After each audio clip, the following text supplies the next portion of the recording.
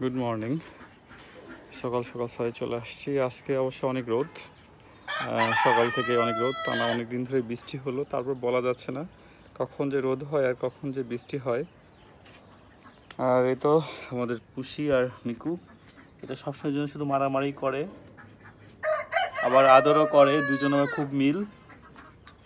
এই তো মারামারি লেগে গেছে আর কি। এই পুষি,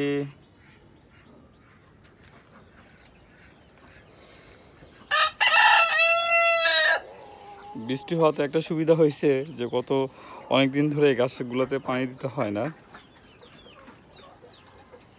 আর এখানে অনেকগুলা ঘাস জন্মাইছে।